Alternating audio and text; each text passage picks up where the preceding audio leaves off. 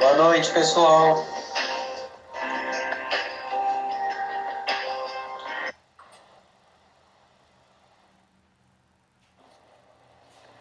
Não estou escutando, no.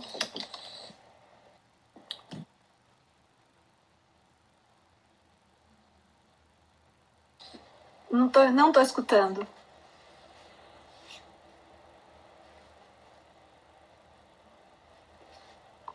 Não. Você está me escutando? Eu não estou te escutando.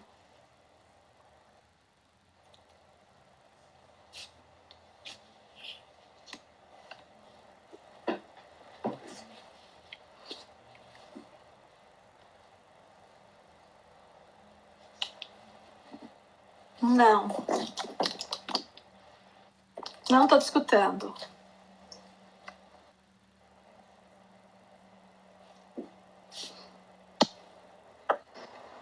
Acho que agora sim. Tá me ouvindo? Oh, agora eu estou ouvindo bem. Ah, que bom. Boa noite, pessoal que está chegando. Boa noite, Kátia. Muito bom te receber. Obrigado por acertar o convite. Eu que agradeço. É um prazer, uma honra estar aqui com você essa noite e com todos os seus seguidores. Pessoal, hoje a gente vai falar um pouquinho dessa questão do Covid para as crianças, vamos falar um pouquinho da pediatria, né? Eu gostaria que primeiro que a Kátia se apresentasse, né? Falasse um pouquinho da sua atuação, como escolheu a medicina e ir para pediatria. Fala um pouquinho para a gente. Bom, eu fiz faculdade de medicina no Recife, sou da Federal de Pernambuco, fiz a residência lá também. Desde criança, que era um sonho, eu sempre quis ser médica, mas eu não queria ser só médica, eu sempre quis ser médica pediatra. Desde criança, eu sempre tive uma afinidade muito grande por crianças e até hoje eu acho que a escolha foi essa mesmo, a escolha foi correta. Posteriormente, eu vim para São Paulo. E aí eu fiz especialização em neonatologia na Unifesp, que antigamente era a Escola Paulista de Medicina, e depois eu fiz alergia e imunologia. Atualmente eu trabalho no ambulatório e emergência.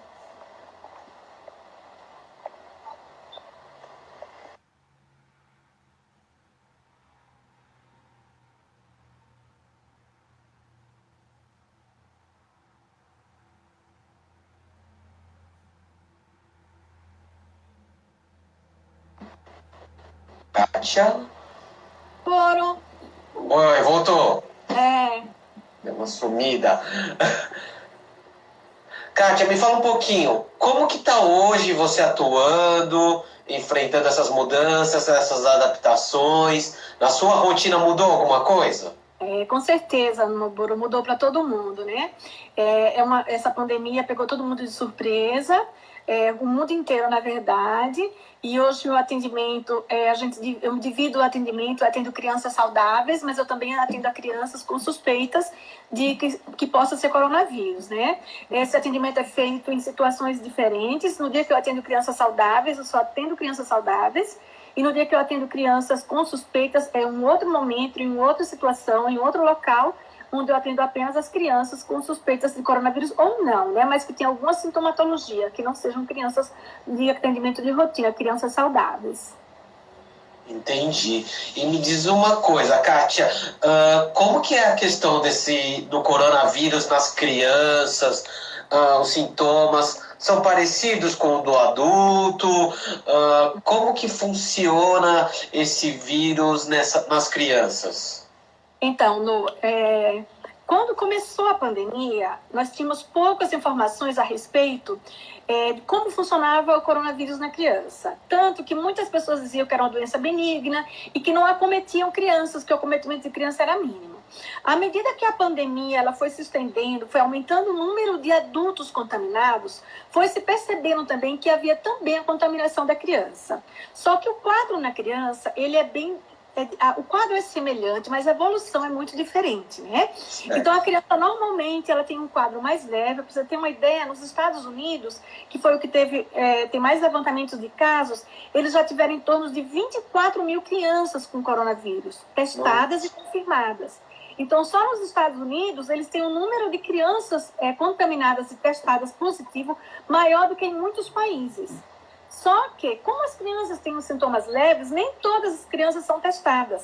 Então, acredita-se que tenham quase 500 mil crianças, na verdade, com coronavírus nos Estados Unidos. Mas que muitas não são testadas porque tem sintomatologia leve, não chegam a ser internadas, não chegam a procurar o serviço de saúde, por isso não são testadas. Então, as crianças, elas são sim acometidas. Bom, mas normalmente, como é o quadro clínico da coronavírus na criança, né? Então, assim, 60% dos casos de corona em criança são sintomas leves. Então, essas crianças, elas têm coriza, normalmente coriza, dor de garganta, espirro. E, normalmente, esse quadro, ele fica restrito a essa situação. Uma parte das crianças, em torno de 10 a 15% das crianças, o sintoma inicial pode ser diarreia. Uma coisa que é interessante falar por que a criança tem esse quadro diferente do adulto, mas eu vou falar da sintomatologia, depois a gente volta para explicar qual é a diferença entre adultos, o que faz um ser diferente do outro, né? Então, 10% das crianças podem começar o quadro com diarreia e vômito, e em torno de 60% a 80% começa o quadro com coriza, tosse ou dor de garganta. A febre também é um dos sinais mais frequentes. Uma pequena parte dessas crianças, elas podem evoluir para desconforto respiratório e para quadros mais graves, semelhantes ao de adulto, que acabam sendo hospitalizadas ou mesmo indo para uma evolução de UTI, né? O quadro nas crianças, ele pode ser mais grave também se ela tiver alguma doença, alguma comorbidade, alguma doença. O fato dela ter uma outra doença, como asma, diabetes, não significa que ela vai pegar a doença com mais facilidade. Certo. Uma vez que ela pegue, o quadro pode ser um pouco mais grave e ela precisa de uma assistência mais de perto, uma atenção maior, né?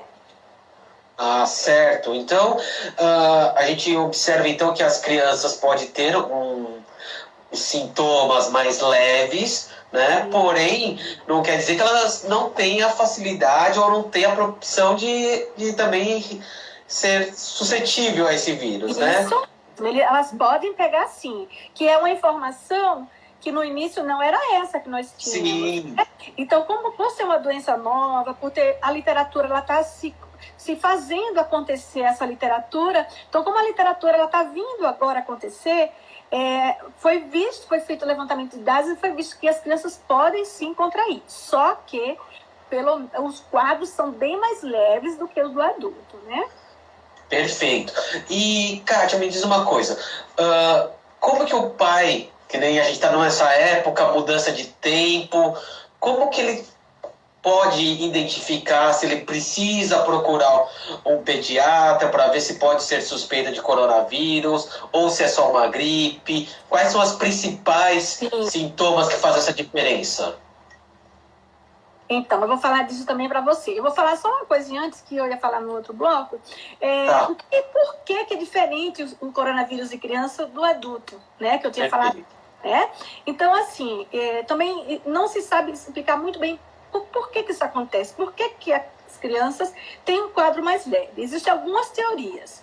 Então, a primeira teoria que tem se falado é o vírus, o coronavírus, ele não é um ser vivo. Ele é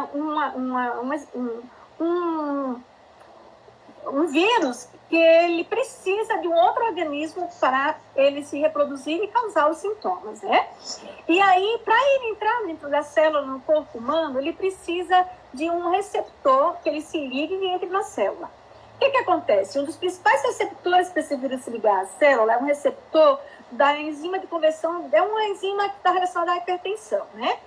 O controle da pressão arterial. E essa enzima na criança, ela é mais presente na via aérea superior.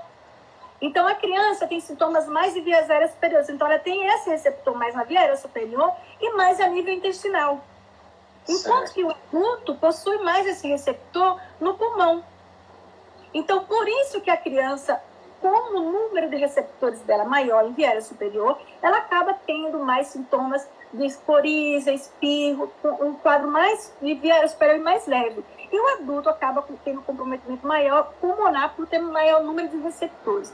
E esse quadro também de diarreia, acredita-se que a criança tem um maior número de receptores no intestino, por isso que ela também tem esse quadro, né? Então, além de tudo, o que as outras teorias é que as crianças elas recebem um número muito grande de vacinas na infância, nos primeiros anos de vida. E essa memória imunológica, ela está muito alerta.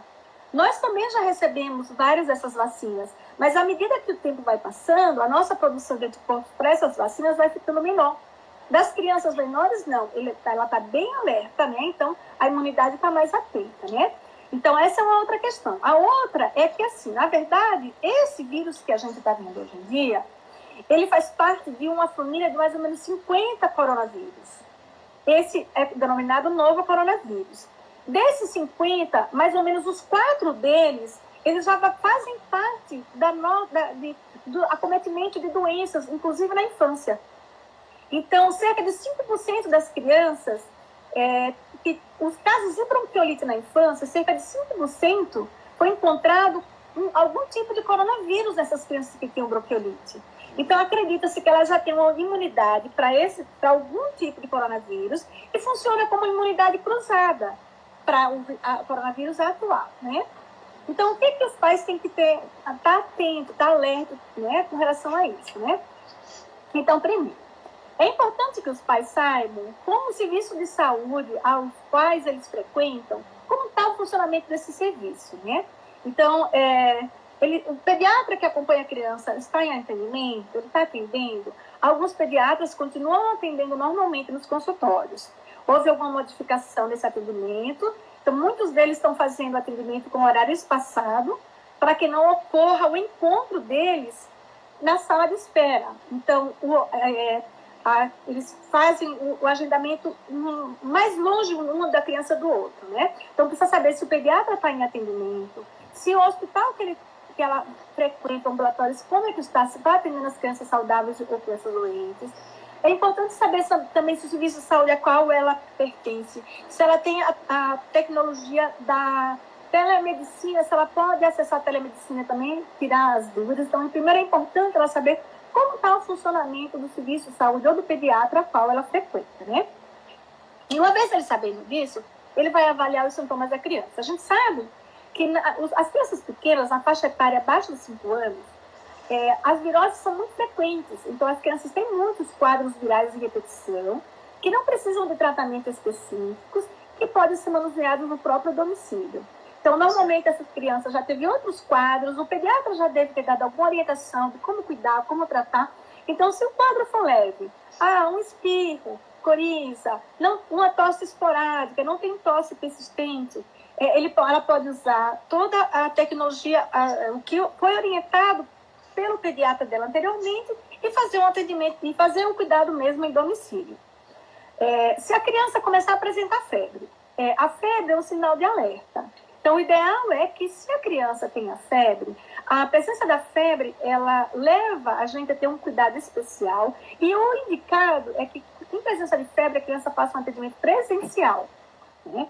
Ou, se ela não conseguir esse atendimento presencial, ela pode lançar mão das tecnologias, entrar em contato com o profissional e explicar o que está acontecendo, e esse pediatra vai orientar. Em que caso que ela vai procurar o serviço de urgência? Então, apenas nos casos críticos é que ela deve procurar o serviço de urgência e emergência. Então, se a criança tem um desconforto respiratório, se ela está cansada, se ela está ofegante, se você vê que ela respira e ela afunda aqui embaixo do pescoço, se na hora que a criança respira, o bebê que é menorzinho às vezes tem mais dificuldade, a mãe percebe que a barriguinha dele está subindo, abaixando e subindo. Então, nesses casos de desconforto respiratório, ou se ela vê que a criança está com chiado, ou se a febre for alta e persistente, ela deve procurar um serviço de urgência e emergência para o atendimento. Porque muitas vezes ele vai precisar de um exame ou um raio-x, então é importante ela procurar realmente o serviço de urgência e emergência. Legal. Kátia, e me diz uma coisa, você tem visto que os pais que estão procurando esses atendimentos, muitas vezes não têm essas informações, que muitas vezes vão com sintomas leves ainda na UBS, por exemplo, ou você tem visto que está tendo um medo generalizado e não estão procurando? Como que está isso no dia a dia? Então, a procura diminuiu bastante, né? Eles estão muito preocupados, é muito divulgado na mídia essa questão de procurar o serviço de urgência e emergência apenas em casos mais críticos. Então, a procura realmente diminuiu muito. Nós temos um atendimento, como eu falei para você, eu tenho 2 momentos de atendimento. As crianças abaixo de 6 meses, elas não devem interromper o seu atendimento. É uma fase crucial do desenvolvimento infantil, que a criança tem que ser avaliada, avaliar o peso, o crescimento, o desenvolvimento. Então, abaixo de 6 meses, as mães devem entrar em contato com o seu serviço de saúde e a maioria deles está agendando consultas para fazer esse segmento. A outra questão, as vacinas têm que ser tomadas normalmente, né? Os pais não devem deixar de levar as crianças para tomar vacina. Aproveitando o gancho da vacina, nós começamos recentemente a vacina de gripe para as crianças abaixo de 6 anos. Não só as crianças abaixo de 6 anos, mas as pessoas que têm alguma patologia que precisam também da vacina, como diabético, hipertenso, asmáticos. Então, se a sua criança ela tem alguma comorbidade e tem necessidade de tomar vacina, só procurar uma unidade mais próxima da sua casa e abaixo de 6 anos ele vai receber a vacina e se for acima de 6 anos, se ela tiver alguma patologia, ela vai também poder receber. Normalmente, as unidades pedem que seja levada uma solicitação médica e colocando a indicação, né? Então, abaixo de 6 meses, as crianças têm que continuar o atendimento, né? As crianças que fazem algum tipo de acompanhamento. Então, a gente sabe que a gente tem o coronavírus, mas a gente não tem crianças só com coronavírus, existem outras patologias. Então, a gente tem crianças cardiopatas, tem crianças com problemas neurológicos, tem outros problemas que as crianças não devem deixar de fazer esse acompanhamento. Então, entrar em contato com o seu profissional, ele com certeza vai ter uma forma adequada de atender, sem pôr em risco a criança e a família, né? E as crianças sintomáticas, então, os pais realmente estão procurando bem menos o serviço de urgência e emergência pelos casos simples, né? Quando eles procuram, realmente a procura tem sido muito por conta de trauma. Agora, nesse período de isolamento social, as crianças em casa, com já há tanto tempo, necessitando de mais atividades. Então, o que a gente tem visto tem sido muitos acidentes na infância, né? Então, a gente tem visto mais do que o coronavírus na criança, no atendimento de urgência, a gente tem atendido mais traumas e acidentes do que o próprio coronavírus, né? Então, a gente tem tido quedas, várias crianças com quedas, engasgo com moeda, queimadura. Então, a gente tem intoxicação com substâncias, medicamentos. Então, a gente tem atendido na urgência e emergência atualmente mais casos de traumas ou de acidentes do que propriamente do coronavírus, né? Como eu falei para você, que a incidência, apesar de existir, é menor em criança. Que interessante, Kátia. E me diz uma coisa, e o risco para os profissionais da saúde? Porque a criança, por mesmo tendo com sintomas leves, ela é um agente transmissor, não é? E como que os médicos, seus colegas estão nessa situação? Como que está esse atendimento? Se você vê que existe uma questão também emocional, um cuidado com os mais idosos, como que está? É uma situação bem delicada essa questão. Foi uma doença que pegou de surpresa todo o sistema de saúde. As pessoas precisaram se organizar para dar conta de tudo isso. A questão dos EPIs, inicialmente não tinham os EPIs em quantidade suficiente para proteger os profissionais de saúde. Os profissionais que estão em trabalho de UTI são os profissionais que são mais expostos. Eles têm que fazer procedimentos que acabam se expondo mais, eles passam mais tempo em contato com os pacientes graves, né? No atendimento de urgência e emergência, a gente recebe também, a gente atende criança com corona, a gente tem que ter todo o cuidado. E imagina a criança que está já há tanto tempo dentro de casa, sem poder sair, sem poder interagir. E a criança não tem a consciência, a noção do que está acontecendo. Então, quando ela vai no atendimento, ela vai numa alegria né? Se ela está bem, o estado geral dela é bom, ela está bem. Então, aquilo está sendo um grande passeio, porque é tanto tempo que ela não saía de casa, então ela está conseguindo sair de casa, ver outras pessoas. Então, ela vem, e muitas vezes ela vem no atendimento, ela está bem, ela vem agitada, ela vem brincando, ela quer pegar, ela quer mexer, ela quer interagir, né? E a gente, como pediatra, tem que fazer essa interação com a criança, não pode negar essa interação. Mas Sim. Tem que ter todos os cuidados durante o atendimento e também, ao término do atendimento, a gente também tem todos os cuidados com a gente e com o ambiente onde ela foi atendida, né? Ah, perfeito. Muito bem. E você vê assim que os pais, quando você vê um caso positivo, têm esse cuidado com as crianças e tem essa consciência de como tratar? E como que faz, por exemplo, Kátia, uma criança pequena que é dada como positivo, como que o pai vai interagir com essa criança, vai trabalhar ela com isolamento? Quais são as orientações básicas? Então, assim, a criança, aí é uma outra questão, que é o cuidado com essa criança que é portadora, que está transmitindo, Sim. né?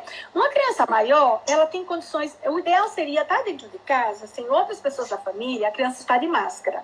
Mas a gente sabe que essa máscara vai depender da idade da criança, né? Uma criança em idade escolar, um pré-adolescente, dá para você deixar a criança num ambiente um pouco mais afastado do restante da família, se a criança é um pré-adolescente, dá para usar a máscara, mas se a criança for menor, um bebê, por exemplo, não tem condição, né? Então, no caso, o cuidador da criança, ele vai ficar junto com a criança em isolamento, né? Só que, por exemplo, a mãe, se é um bebê que contraiu, não da mãe. Geralmente os bebês contraem, normalmente da mãe. Então, geralmente a mãe também teve, ou a mãe teve primeiro e passou, mas normalmente a mãe. Mas se os dois estão com, ou a mãe não está e o bebê está, quem não tem deve estar usando máscara, sempre usando máscara. Se a criança for pequena, não puder usar, não tiver um entendimento ainda do uso de máscara, ela transmite sim. E aí tem que ter o cuidado para o uso de máscara, se ela puder usar, se não, a pessoa que é cuidadora deve usar sim, fazer uso de máscara, tá? E aí por isso que a gente sempre tem a colocação do isolamento dessas crianças, dos idosos, né? Porque muitos deles são assintomáticos, né? Muitos têm sintomas leves ou são assintomáticos. E aí eles são assintomáticos, mas eles transmitem. E eles podem estar transmitindo para os mais velhos, que são justamente os que têm um risco maior de adoecimento e de gravidade da doença, né? Verdade, né? E isso é uma preocupação, né? Porque a gente sabe, assim, muitas vezes, dependendo da classe social, num ambiente só, numa casa, ficam várias pessoas de diferentes faixas etárias convivendo, né? E isso é uma preocupação séria, né? E até, Kátia, quais as preocupações que alguns não podem ter que trabalhar, mas quais as medidas que a pessoa tem que ter voltando para casa, até não interagir com essa criança que está em casa? Muito legal sua pergunta, Nô. Então, assim, olha, esse vírus ele tem uma transmissibilidade muito grande, né? Então, a gente tem que ter os cuidados, né, principais a higiene do espirro e da tosse, né? Então, a criança maior tem que orientar ela como espirrar, na hora de tossir, para não expor o ambiente todo às gotículas, né? A transmissão do vírus ela é feita principalmente por gotículas. Essas gotículas, a gente elimina elas na fala, no espirro ou na tosse. Por isso que a principal medida é o uso de máscara em quem está doente e quem está bom. Quando os dois colocam máscaras, existe um menor risco de transmissão, né? Então, não só antes, no começo da pandemia, era colocado que apenas quem estivesse doente deveria usar máscara, ou os profissionais de saúde. Agora, o entendimento é outro. Doentes ou não, todos têm que usar máscara, né? E aí, a outra questão. A saída da criança para a rua, né? Então, o isolamento social é fundamental. Pela essa transmissão acontecer por gotículas, a criança estando em casa, ela vai estar menos exposta a outras pessoas na rua. Então, o que a gente vê hoje em dia? Às vezes, os supermercados estão adotando medidas que muitas vezes as pessoas não acham muito simpáticas, mas são medidas para proteger as famílias, né? Então, a gente via antigamente que muitas famílias iam juntas ao supermercado. A gente já estava em vigência da pandemia, as pessoas não estavam usando máscara ainda, e a gente via as famílias no supermercado. E os supermercados adotaram agora uma outra técnica, que é uma única pessoa da família. E aí isso foi uma coisa muito boa para evitar a presença da criança nesses supermercados. Daí a família, ou o pai tem que trabalhar, ou a mãe foi no supermercado, ou os pais são profissionais de saúde e vão chegar em casa. Então, que cuidados que ele tem que ter? Primeiro, a gente tem que ter em casa uma área contaminada, né? Então, o ideal, isso não pode acontecer, se quem mora em apartamento, isso não pode acontecer no hall do apartamento. Então, a gente não pode sair do elevador, do lado de fora, ter um tapetinho e deixar o sapato do lado de fora. Não. Isso já foi contestado pelos condomínios, porque era um risco de contaminação para os moradores de um outro apartamento. Então, entrou no apartamento, você tem que ter um espaço ao seu lado e área contaminada, onde você imediatamente vai deixar o sapato. Você vai lavar esse sapato, vai limpar, usar algum produto, não é indicado. Porque na hora da limpeza, você pode se contaminar. Então, você vai simplesmente tirar o sapato, deixar ele lá, entra sem sapato. A roupa que você está usando deve ser colocada para lavar.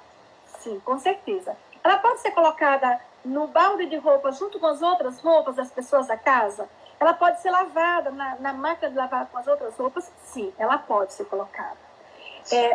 Um dos principais agentes que inviabiliza o coronavírus, o novo coronavírus, é o sabão. A superfície desse coronavírus tem proteína e gordura. E esse sabão é que vai destruir essa camada do coronavírus, né? E aí ele passa a ser, ele não tem mais como ele entrar na célula e ter atividade no corpo humano. Então, na medida que você não tem problema você colocar toda a roupa para lavar junto, porque na hora que o sabão agir, ele vai inutilizar o coronavírus que tiver ali. No começo, no início da pandemia, era falado que você devia deixar a roupa no saco, separada, lavar separadamente. Tinha uma série de orientações. Mas hoje os infectologistas já não estão mais falando nisso. Eles estão falando que se a roupa não for manuseada, você tem que tirar a roupa, colocar ela para lavar, não manusear. E você não pode chegar em casa e tocar em objetos. Você tem que chegar, tirar o sapato, põe a roupa para lavar. Próximo passo, lava, higieniza bem as mãos. Se puder, já vai para o banho. Se não puder, lava as mãos e o rosto, que são as áreas mais expostas e com possibilidade de transmissão. Legal. Muito importante essas dicas, né? Tem que virar hábito e rotina na vida das famílias, né? Certeza. E Kátia, me diz uma coisa. E as crianças? Você falou um pouquinho, mas eu queria que você explicasse um pouquinho melhor.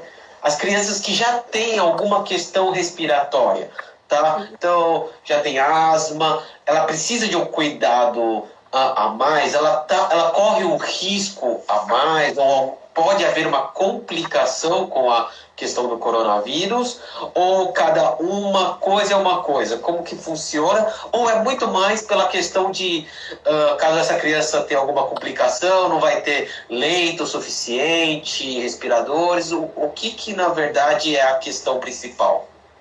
Eu vou falar especificamente da asma e depois eu falo das outras patologias. Então, a asma, existem vários graus de acometimento do paciente asmático. Existe a asma leve, moderada e a asma severa.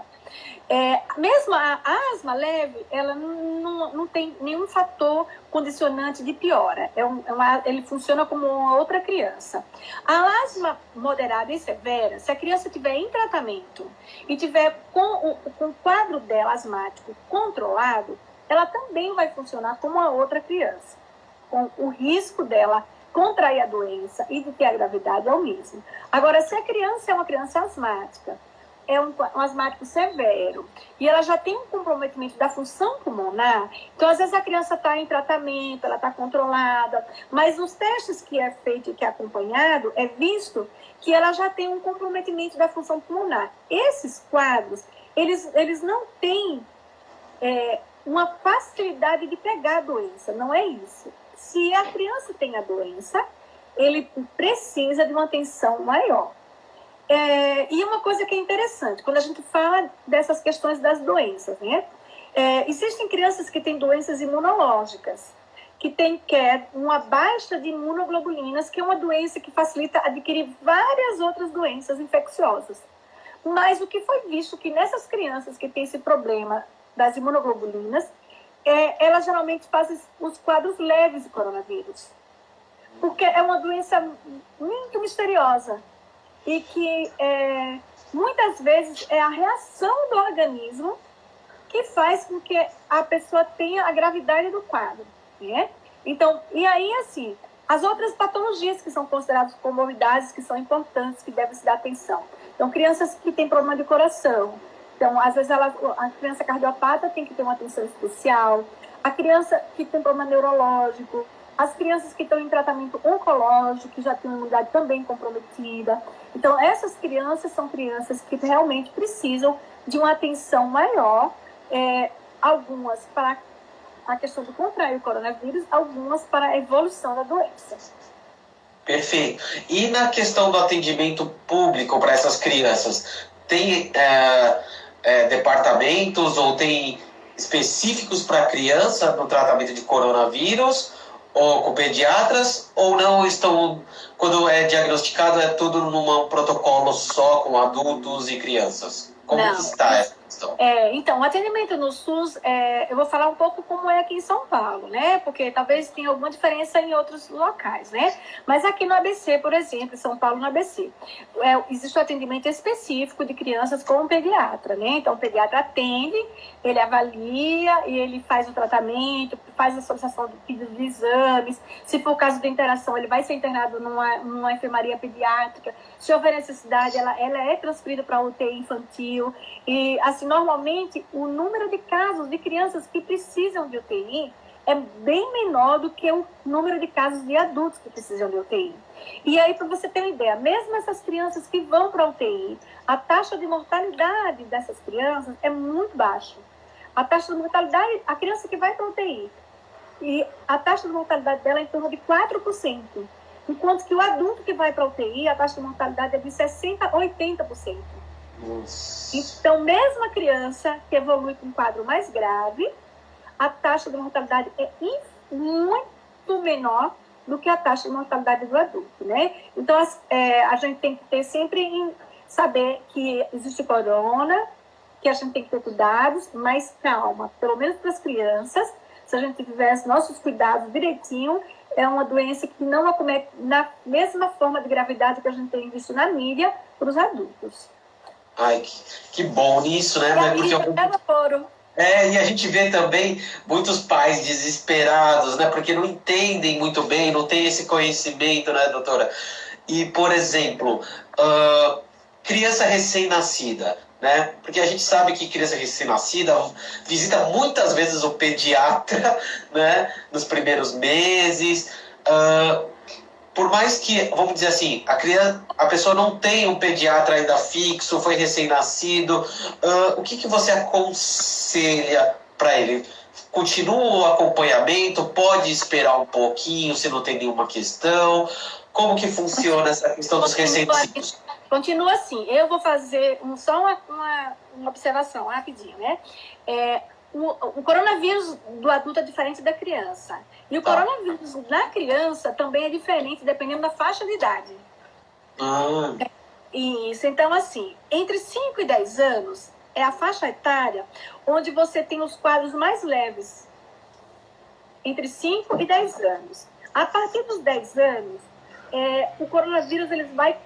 À medida que a criança vai ficando com mais idade, ele vai se aproximando mais da apresentação do adulto. A partir dos 14 anos em diante, ele praticamente tem a doença nos mesmos moldes do adulto. Então, de 5 a 10 é a faixa mais tranquila, de 10 a 14 vai começando a se apresentar como adulto, e a partir dos 14 anos em diante, praticamente se comporta como um adulto. Abaixo de 5 anos, cada ano abaixo de 5 anos, é uma idade de mais risco. Principalmente crianças abaixo de 1 ano, né? Então, nesse período, é um período que é bem crítico, que a gente tem que ter bastante cuidado e não expor os bebês. A gente sabe que a gravidez é um período tão desejado, essas crianças foram concebidas antes de existir toda essa questão do coronavírus, né? Então, foi um sonho, muitas mães se prepararam enxoval, quiseram fazer o tão famoso chá do bebê, tantas coisas acontecendo, às vezes é o primeiro filho na família. E aí acontece tudo isso e vem o isolamento social, né? Então é uma frustração muito grande. E eles têm que lançar a mão realmente da rede social para compartilhar essa presença na vida do bebê. Mas é de fato indicado manter o isolamento social, tá? Porque quanto mais nova a criança, maior o risco para ela, se ela contrair, de ter uma doença mais grave. Agora, e o acompanhamento médico? Como é que vai ser? Ela tem que fazer? Sim, ela deve fazer. Então, como eu volto a dizer para você, o serviço privado e também o serviço público, ele está preparado para atender essas crianças com menos de 6 meses e não colocá-las em risco.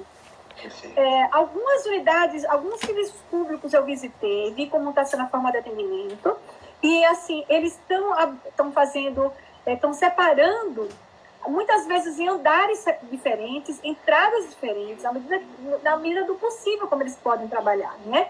Então, eles estão deixando um andar só os pacientes sintomáticos, em outro andar gestantes que estão fazendo pré-natal, crianças que precisam de acompanhamento. Então, nos primeiros 6 meses é um período muito crítico da vida da criança. Ela não deve deixar de fazer esse acompanhamento, né? Então, se ela tem o pediatra dela, já vai fazer o acompanhamento, mas se ela não tem, ou se ela pertence a uma saúde complementar, um convênio, ou se ela frequenta um posto de saúde próximo ao bairro, o ideal seria que fosse um familiar antes, lá no posto, ou no convênio, entrasse em contato, ligasse, procurasse informação. Então, primeiro vai um familiar, pergunta, vê a informação, se for o caso, agenda a consulta, e a criança, quando chega na unidade, é priorizado a entrada dela e o atendimento dela para que não haja espera e não haja contato com outros pacientes, né? Então, como eu falei para você, o atendimento diminuiu muito, tanto na urgência e emergência como no atendimento ambulatorial. A maioria das crianças acima de 1 ano, não estão sendo agendadas consultas de rotina. Apenas os bebês ou crianças que têm alguma comorbidade que precisam de atendimento. Então, as crianças abaixo de 6 meses, os pais têm, sim, que entrar em contato com a unidade de saúde e fazer as consultas estão sendo agendadas espaçadas, uma da outra, para que não haja um encontro dessas pessoas na unidade. Perfeito. Isso é importante, né? Porque eu vejo muitos pais ainda, né, na rua, andando com carrinho com bebês pequenos, né? Que a gente vê que ouve na mídia que quando a criança é mais leve, é assintomática, e vejo muitos bebês, né, ainda saindo na rua, que tem que tomar um cuidado, né? E também a questão das vacinas que tem que se manter também, né? Isso, não pode deixar de vacinar. E é importante que eles tomem a vacina de gripe agora, né? Porque a gente pode ter o coronavírus junto, a gente pode ter uma co-infecção. A criança pode ter uma gripe comum junto com o coronavírus.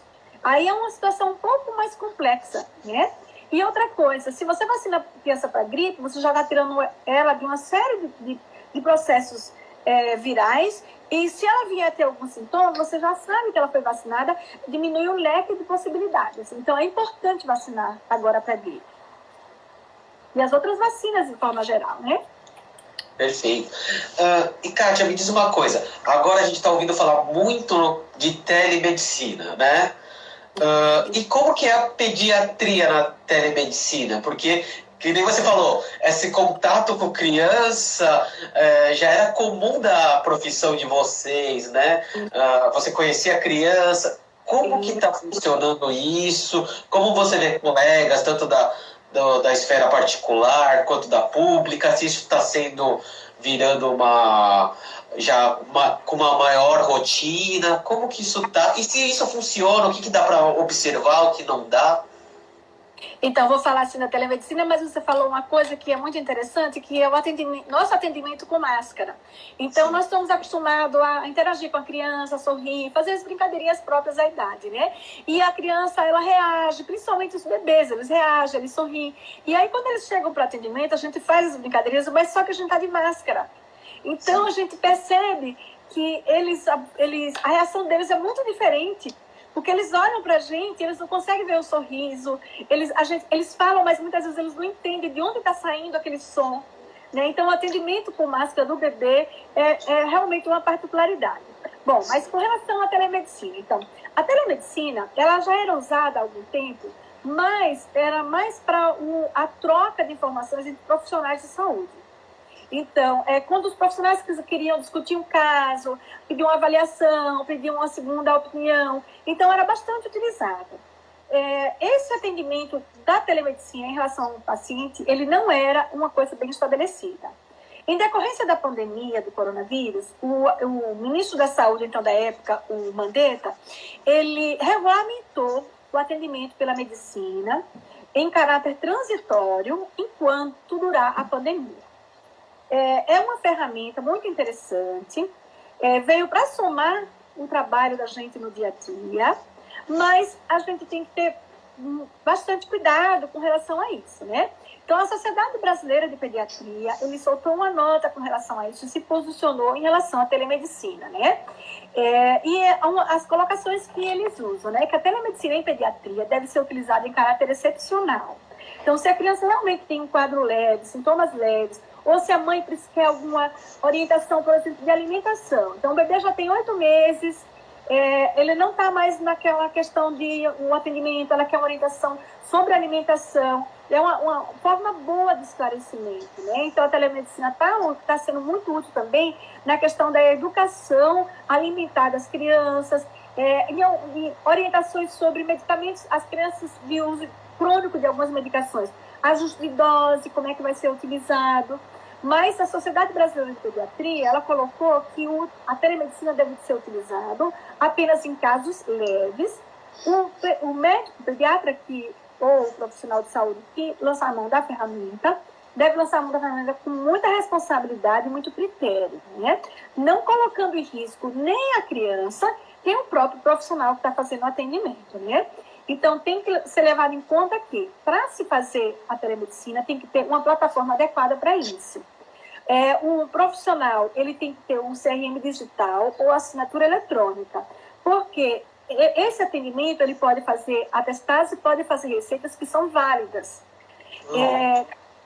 Então, mas só que ele tem que ter uma ferramenta adequada para esse atendimento, né? E a outra questão, que é muito importante também, é a questão do sigilo.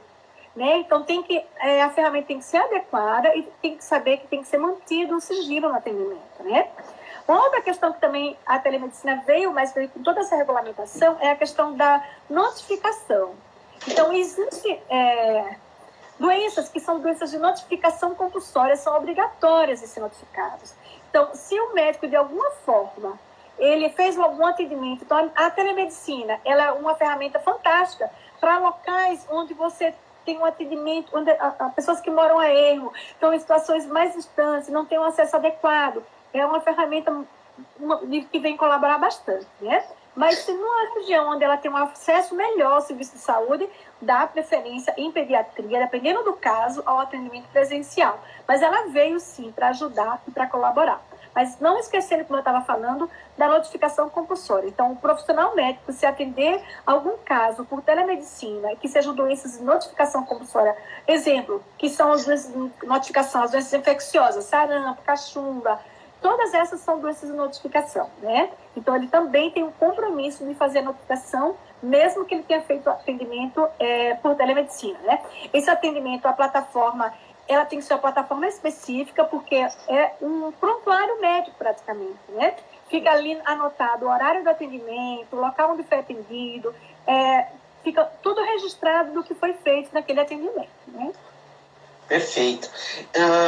E, Kátia, me diz uma coisa. E as crianças que têm alguma questão neurológica, algum transtorno, síndromes, como que está a recomendação das terapias que muitos profissionais, que essas crianças precisam, né? Casos mais severos, comprometidos, muitos profissionais ficaram suspensos, muitos não sabem se voltam. Como que está a recomendação médica? Mantém-se, não mantém? Como que está? Então, uma das ferramentas que vem nessas plataformas que a gente tem atualmente, então, algumas crianças, elas fazem atendimento psicológico, psicoterapia, e em alguns casos tem sido feito à distância realmente pelas novas redes que a gente tem de atendimento, né? Que são o caso, principalmente psicólogos, psicopedagogos, que fazem o atendimento à distância, esses atendimentos continuam sendo feitos, muitos são feitos normalmente. Aqueles atendimentos, por exemplo, relacionados à fisioterapia, as instituições, muitas instituições não estão atendendo. Sim. Alguns casos são feitos atendimentos domiciliar. E aí tem que haver uma questão de entendimento entre a família e o profissional. Porque, no momento, tem que avaliar o grau do risco-benefício, né? Então, se houver possibilidade de... A gente sabe que esse período de isolamento ele é transitório, não vai ser um período permanente, né? Se a criança tem a possibilidade de haver suspensão, seria o ideal essa suspensão. Mas a gente sabe que tem casos de crianças que precisam, inclusive, de fisioterapia respiratória, né? Então, assim, normalmente, todos esses casos eles estão suspensos, não está sendo feito esse atendimento.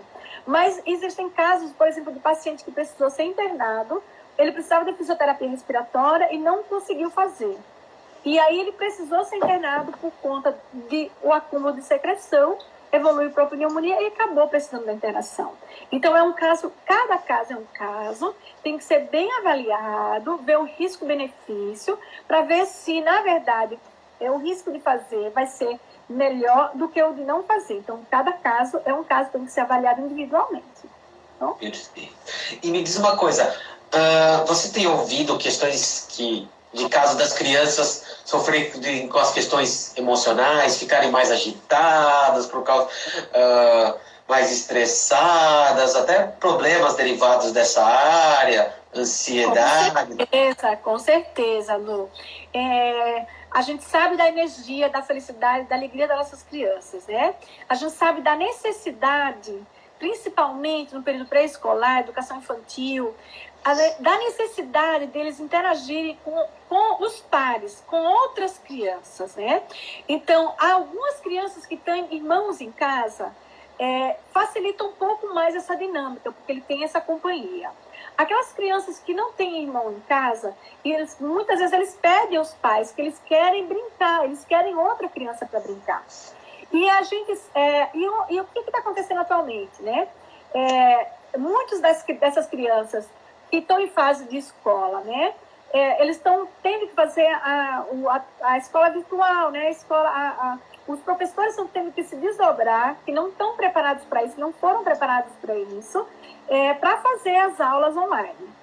É muito bom e é uma coisa que é um conflito, né? Porque a gente sempre colocou tanto para as crianças sobre o tempo de tela, né? A gente sempre tentou restringir a exposição e o tempo de tela. E agora, na situação que a gente está com esse isolamento, a ferramenta mais importante que a gente tem para essa interação é justamente a tela, né?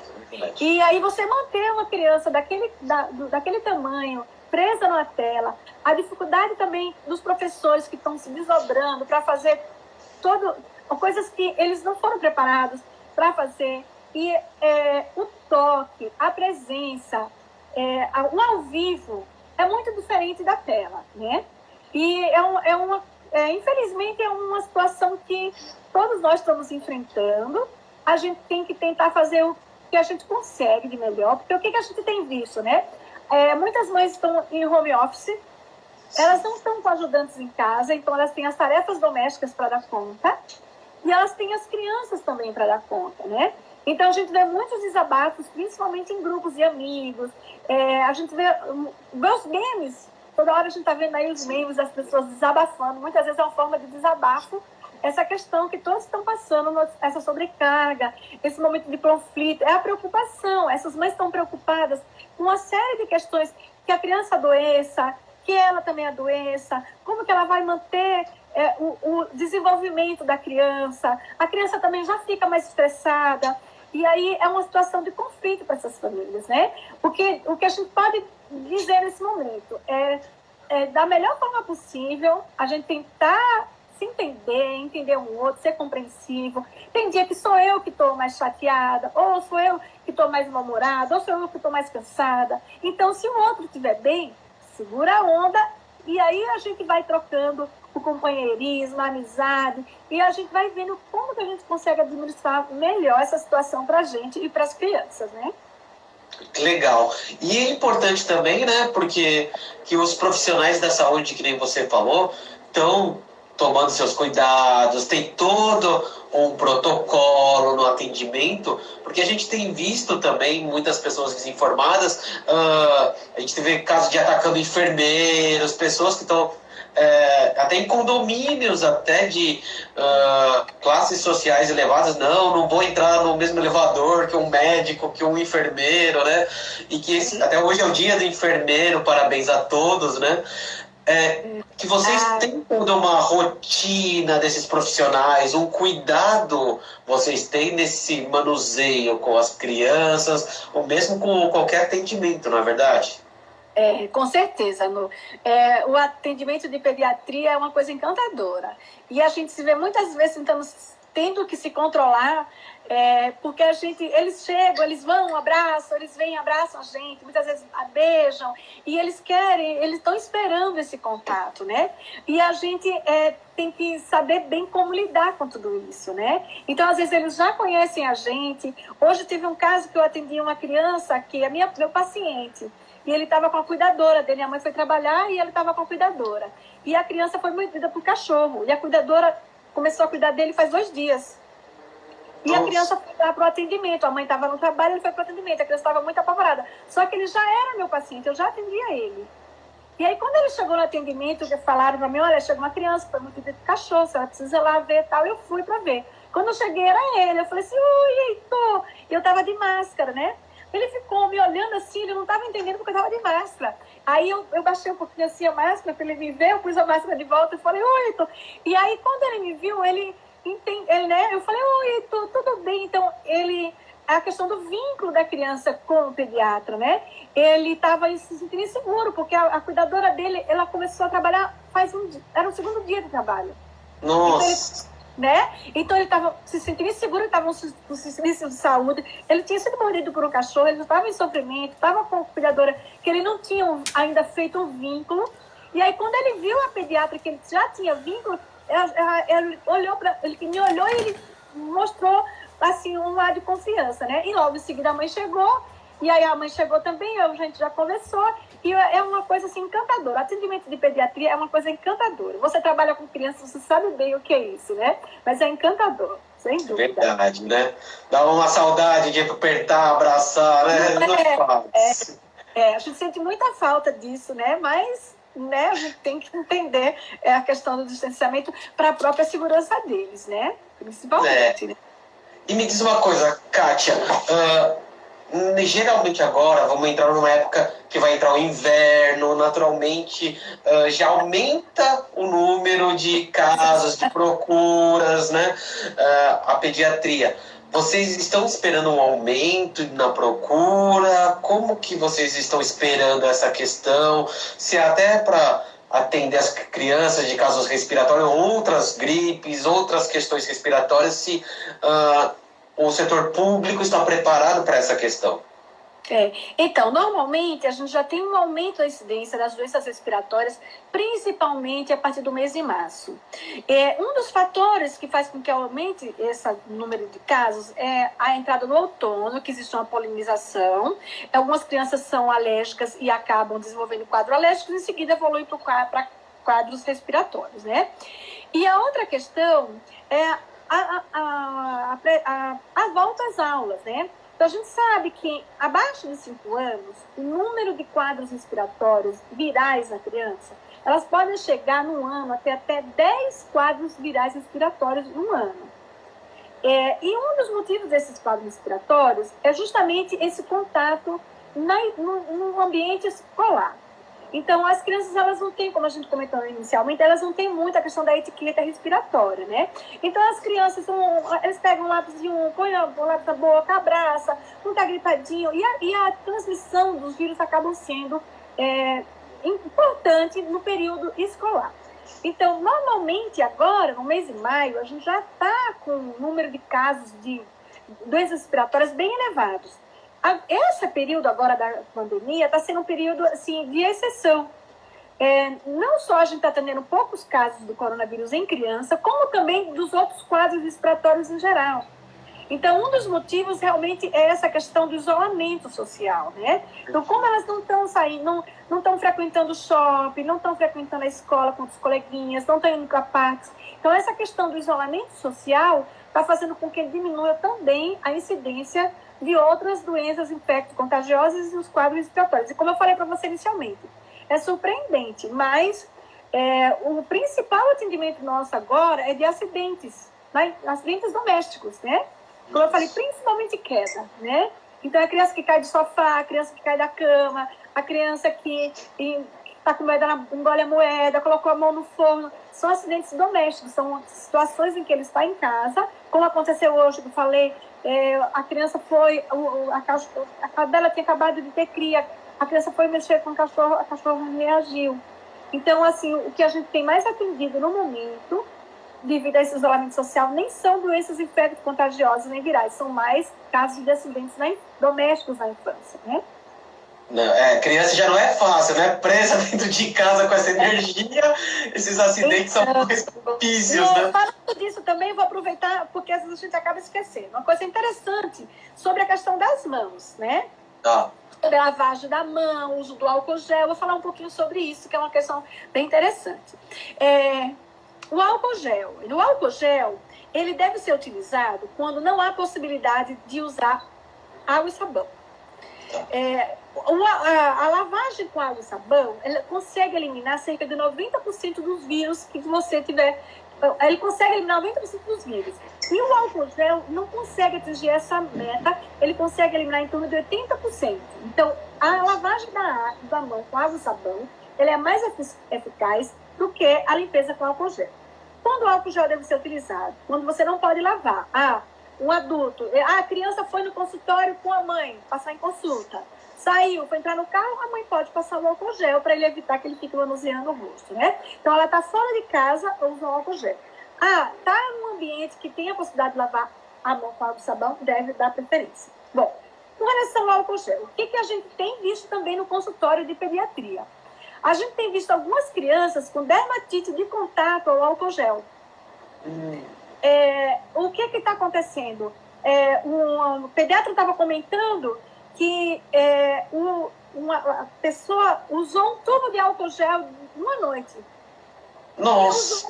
Usou. Então, o uso em excesso também está fazendo com que aconteçam casos de dermatite nas mãos. Então, principalmente em crianças que têm a mão um pouco mais delicada. Então, estão chegando vários pediatras, estão entrando. Então, a gente tem que se comunicar, é uma situação nova. A gente quer saber se a corona o que é. E muitos estão atendendo crianças com dermatite de contato pelo álcool gel.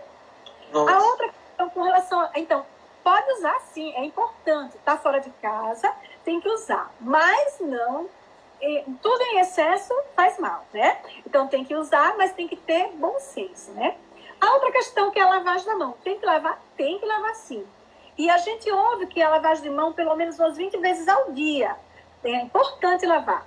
Agora, se você também lavar 40 vezes ao dia, o efeito é inverso. Por quê? Todos nós temos na nossa superfície bactérias ruins e bactérias boas. A gente também tem bactérias boas na nossa superfície. E essas bactérias, esses germes que estão na nossa superfície, são bons, eles estão ali para proteger a gente. Se você lava em excesso mais do que deveria lavar, você perde essas bactérias, você fica também propenso a ter outros problemas na mão, que não seja o coronavírus, que já lavou tanto ele, matou tanto ele, mas você pode ter outras questões por falta dessas bactérias boas na mão. Então, tudo é questão de bom senso, né? Tanto o álcool gel tem que ser usado, mas com bom senso, e a lavagem de mão também tem que ser feita, mas com bom senso, né? Perfeito, Kátia, muito esclarecedor. Dava muito mais assunto, mas já está acabando a live. A gente falou um pouco aqui nesse tempo, passou muito rápido. Eu queria agradecer do fundo do meu coração, acho que foi super esclarecedor. Manda um beijão para a Gi, para a Júlia, para o Peru aí. Espero que estejam bem, que logo a gente se vê. E queria que você desse suas considerações finais aí, porque aí logo a live cai. Ah, tá bom então. Bom, eu queria dizer para vocês que essa é uma situação difícil para todo mundo, para as famílias, profissionais de saúde, para os professores, para os alunos, uma situação muito difícil. E daí o que eu queria dizer para vocês é que vocês façam o melhor de vocês.